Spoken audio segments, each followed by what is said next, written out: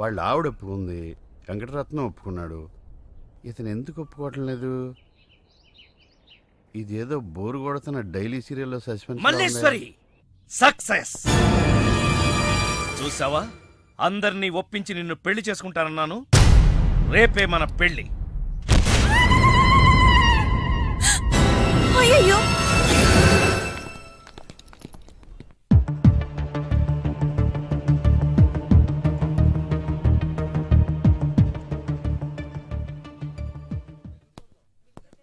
I'm sorry, అతని మెదడులో main వైర్లన్నీ కాలిపోయాయి. చూడకూడదేదో చూడడం వల్ల ఫీజు కూడా కొట్టేసింది. సారీ, మీరు డాక్టరా ఎలక్ట్రీషియన్? I'm physiotherapist. ఓ, అలా చూడండి. చూసారా, అతను చూసిన నాటకం ఏదో తెలిస్తే తప్ప మా ట్రీట్మెంట్ పనిచేయదు. కోమాలోంచి రాలేడు.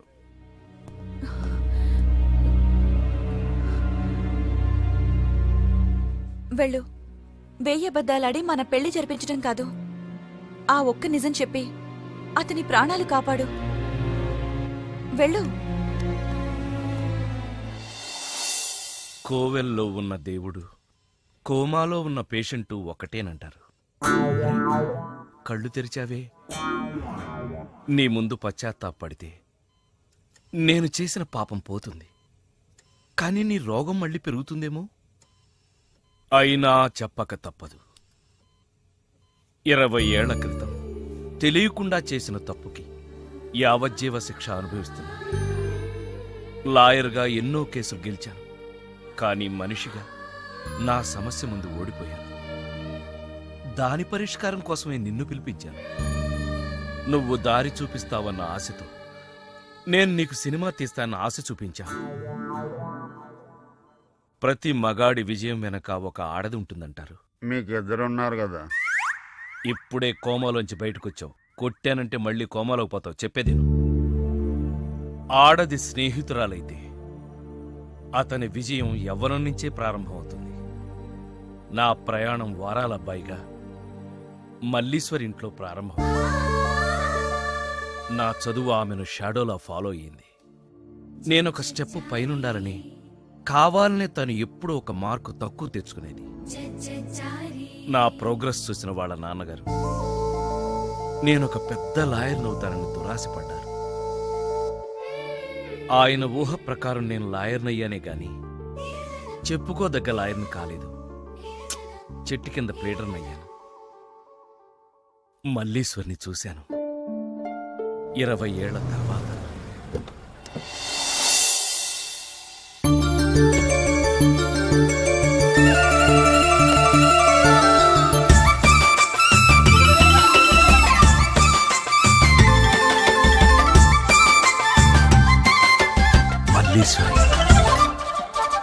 నిన్నిలా ఎప్పుడు చూడలేదసలు. రాతలే మారులే ఆశలే తీరులే. నిన్న ఆశలన్నీ నేడు కాలి బూడిదాయే. కలిసి రానప్పుడు బాధపడకసలు. కాలమే మారులే ఆశయం తీరులే. కలిమియే ములన్నీ ఇక కావడి కుండలాయే.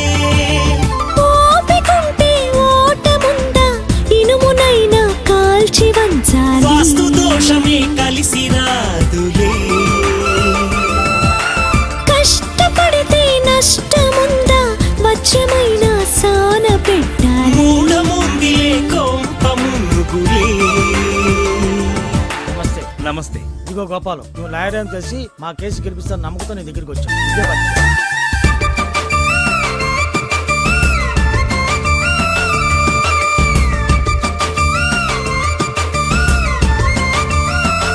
సరి అయిన సాక్ష్యాధారాలు లేక ఈ కేసు కొట్టివేయడమైనది.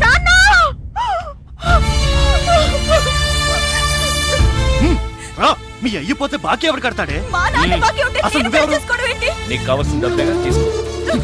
ఈ డబ్బుతో నా బాకీ తీరదయ్యా. అయితే నా కారు తీసుకో.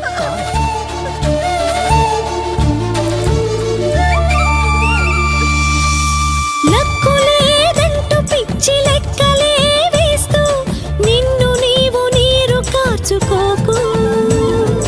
పాడు పిల్లి శకునం వద్దులే పోదాం, కొంచెం నిద్రలే పోదాం.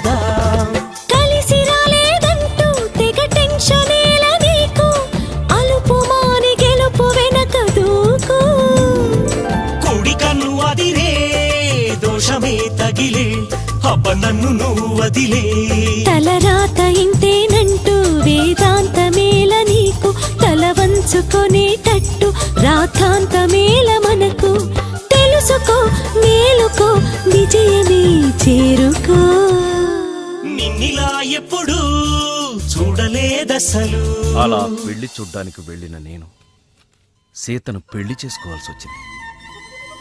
కానీ ఈ విషయం మల్లీశ్వరికి సర్ది చెప్పలేకపోయాను.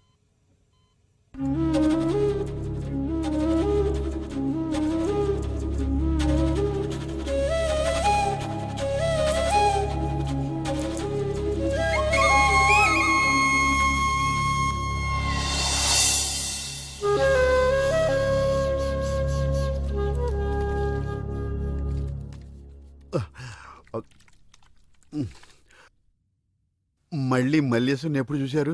ఈ మధ్యనే ఓ కేసు పని మీద అరకు వెళ్ళినప్పుడు ఊహించని చోట చూడకూడని పరిస్థితులు సౌభాగ్యం దానమిచ్చి దౌర్భాగ్యం అనుభవిస్తుంది. సరిగ్గా అదే రోజున మావాడు బ్యాంకాక్ నుంచి మీనాక్షిని ప్రేమిస్తున్నానని ఫోన్ చేశాడు. మల్లీశ్వర్ని బ్యాంకాక్ పంపించి మీనాక్షి మేనత్తగా ఒప్పించాను. ఆ తర్వాత కథ నువ్వు రాసినట్టే జరిగింది. కానీ ఇదంతా మల్లీశ్వర్ని మహారాణిలా చూడాలని ఇలా చేశాను. ఏంటి మళ్ళీ కోమాలకు పోతున్నావా? ఆహా, మళ్ళీ మ్యాటర్ లీక్ అయితే నేను వీక్ అయిపోతాను. అయినా నువ్వు చెప్పవనే నా నమ్మకం. నేను చెప్పను. సరే, ఆ రామస్వామి ఊరుకుంటాడా? ఏడిశాడు, నవ్వాడు. రేయ్, నీ పిట్ట కథ వెనకాల ఉన్న అసలు కథ తెలిసిందిరా. ఇది చాలు వెంకటరత్నం నిన్ను చంపడానికి. రేపు నీ పెళ్లి కాదు, ఈ రోజే నీ చావు. రెడీగా ఉండు. ఒరేయ్, సార్, ఇప్పుడు ఏం జరుగుద్దో? ఏం జరుగుతుందో జాగ్రత్తగా ఆలోచించి రాయి. ఈలోగా వాడిని మేనేజ్ చేసి వస్తాను. రేయ్, ఆగరా. పేషెంట్స్ వస్తా, బెడ్ రెడీ చెయ్యి. 10 నిమిషాల్లో వస్తా. సరే సార్.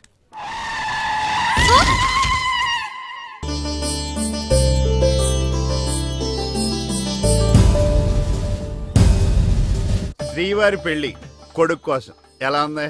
నా పెళ్లి నీకు ఏడాకోళంగా ఉందా?